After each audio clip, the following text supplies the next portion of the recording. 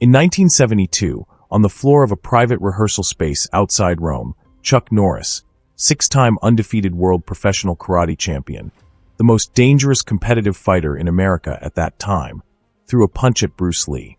Not a film punch. Not a film strike with a predetermined landing point.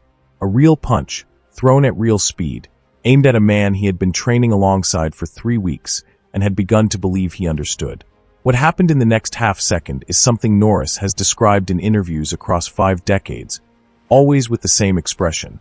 The look of a man whose entire framework for understanding human speed had just been quietly destroyed. The punch never landed. Not because Bruce moved away from it, because Bruce moved through it. And what Norris said about that moment, in a 1993 interview that almost no one has examined until now, finally tells the truth behind what really happened between these two men before the cameras ever rolled. Everyone who has seen Way of the Dragon carries the same image. The Colosseum, Rome. Two men in the dust and the ancient light, one of them Bruce Lee and the other one Chuck Norris, circling each other while cats wander past columns that have stood for 2,000 years. It is one of the most iconic sequences in martial arts cinema history. And the fight itself, the choreography, the pacing, the mutual respect of the ending, has been studied and dissected and celebrated for 5 decades. But the film is not the story. The weeks before the film are the story. By the time production on Way of the Dragon began in early 1972, Chuck Norris was not a man who needed to be impressed by anyone.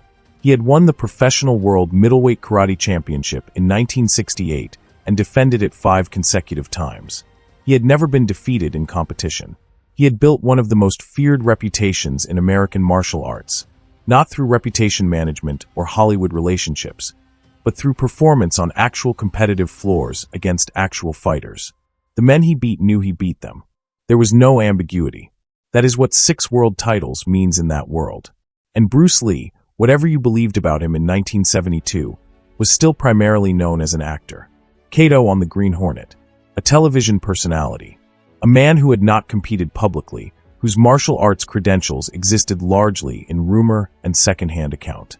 A man who had trained with some of the best, who had studied Wing Chun under Ip Man, who had developed Jeet Kune as a philosophy of combat, but whose real fighting ability, at that specific moment in 1972, was still, for many serious martial artists, an open question.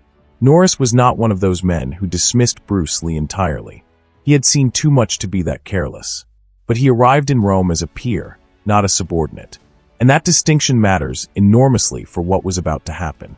The two men had a history that predates the film by several years. They had met through the professional karate circuit in the late 1960s, at a time when Lee was already building Jeet Kune and Norris was at the peak of his competitive career. Joe Louis, who trained under Lee during that period and remains one of the most decorated fighters in American karate history, later described those early meetings as something between mutual evaluation and genuine respect.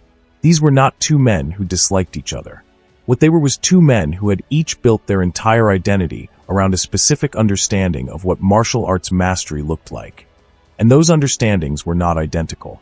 Lee's philosophy, by 1972, had moved entirely away from classical form. No fixed style, no tournament performance, pure functionality, stripped of everything ceremonial. Norris had come up through the traditional karate world, Tang Soo Do, a Korean system of profound discipline and rigorous technical structure. He had succeeded within that structure at the highest level. He believed in it the way you believe in something that has been proven correct repeatedly under pressure. So when they sat down in Rome to begin choreographing the fight that would eventually run 9 minutes on screen, the disagreement was not really about choreography. It was about two different answers to the same fundamental question. The question every serious martial artist eventually has to ask themselves. And that is this: what does real speed actually look like? This is the moment that explains everything about what happened next. The rehearsal period for the Colosseum sequence lasted approximately 3 weeks. What most accounts of this film discuss is the finished product, the specific techniques, the legendary leg extensions, the moment Lee tears a handful of chest hair from Norris's character and the camera lingers on both of their faces. What those accounts rarely go into, with any specificity, is what those rehearsal rooms actually looked like. What happened in them? Who said what to whom? And what Chuck Norris witnessed during those 3 weeks that, by his own account in later interviews, fundamentally changed how he thought about human physical capability. Norris has told this story in pieces across a period of 30 years. In interviews with Black Belt magazine in the 1990s, in his autobiography Against All Odds, in conversations with Joe Rogan on the podcast that has introduced his story to a generation of listeners who weren't alive when the film was made. The pieces are consistent. The details hold up across decades. And when you assemble them in the right order, something comes into focus that the individual fragments don't quite capture on their own. The choreography sessions began conventionally enough. Lee was meticulous. He storyboarded every exchange. He knew precisely what he wanted from each angle, each position, each transition between technique. Norris, as a professional, respected that. He had worked enough with directors to understand the difference between a filmmaker who understood movement and one who was merely enthusiastic about it. Lee understood it. On that, there was no dispute. The dispute emerged around speed. Specifically, around how fast Lee wanted the sequences to move, and whether that speed would read on film, or whether it would simply blur into incomprehension for an audience watching at normal frame rate. Norris raised this. He raised it directly. He had seen fast fighters. He had beaten fast fighters. He knew what fast looked like on a competitive floor, and he knew what it looked like on film. And the two were not the same thing. You could be blindingly fast in a dojo and translate as nothing on camera because the human eye and the camera lens process speed differently. It was a legitimate technical concern, a professional concern, the kind of concern that comes from experience, not ego. Bruce Lee listened to it, and then he said quietly that he thought Norris might be working from the wrong reference point, that what he was planning to demonstrate, in terms of speed, was not something Norris had encountered a direct comparison for yet, and that perhaps, rather than continuing the discussion theoretically, they should simply do it. The room went very still at that point. What Norris described, in the interviews that followed over the next 3 decades, was a private demonstration. No film crew, no lighting rig, just the two of them in the rehearsal space, with a small number of production staff present, people whose names never made it into the press notes. Lee asked Norris to block a straight punch. One punch. Block it however he would block it in a real situation. Use his fastest defensive response. Do exactly what his body had trained to do across thousands of hours of competition preparation. Norris agreed. He set his stance. He was ready. The punch came. He did not block it. Not because he was slow. Chuck Norris was not slow. By every objective measure available in 1972, Chuck Norris was one of the fastest competitive martial artists in the world. He was not slow. He simply did not perceive the punch as it happened. What he perceived was the moment after. Lee's fist already withdrawn, already back in guard, and the faint sensation of wind displacement near his face where the strike had passed. Norris asked him to do it again. Lee did it again. The result was identical. Now, this account has been challenged over the years by people who are appropriately skeptical of stories that sound too perfect. And that skepticism is fair. Martial arts mythology has a long history of embellishment. Stories grow. Specifics get sharpened in the retelling. The critical question is always, what does the corroborating record look like? And in this case, the corroborating record is unusual because it doesn't come from one source. It comes from multiple people across different decades who had no coordinated reason to tell the same story. Bob Wall, who appears in Way of the Dragon as one of the fighters Lee faces before the Colosseum sequence, was present during portions of the Rome production. Wall later described Lee's speed in terms that matched what Norris had said, not because they had compared notes, but because they had both encountered the same physical reality and could not find a more accurate description. Joe Louis, who had a complicated and competitive relationship with Lee that makes him a more reliable witness than a pure admirer would be, said repeatedly that Lee's hand speed was not comparable to anything he had seen in tournament fighting. Not slower, not comparable, categorically different. This is what Chuck Norris was processing in that rehearsal room in Rome in early 1972. And what he was processing wasn't just a technical revelation. It was a recalibration of something he thought he already knew completely. Here is what the martial arts world of 1972 almost universally expected from Way of the Dragon. It expected Chuck Norris to be the villain. It expected Bruce Lee to win, because it was Bruce Lee's film and Bruce Lee was playing the hero, and that is how films work. It expected a choreographed sequence that would be entertaining, that would showcase both men's physical abilities in a way that audiences would find thrilling. It expected cinema. What it did not expect, what nobody writing about it at the time predicted, was what Bruce Lee had actually designed the scene to do. Because the Colosseum sequence is not staged to make Norris look weak. It is staged with extraordinary deliberateness to make him look formidable, to make him look like a genuine threat, to make the audience believe, at multiple points in those 9 minutes, that he might actually win. Lee gave Norris leg extensions and body shots that connect, that register, that matter. He gave Norris moments where Lee's character is visibly hurt and visibly retreating. The dramatic weight of the sequence depends entirely on the audience believing that the man Lee is facing is worth being afraid of.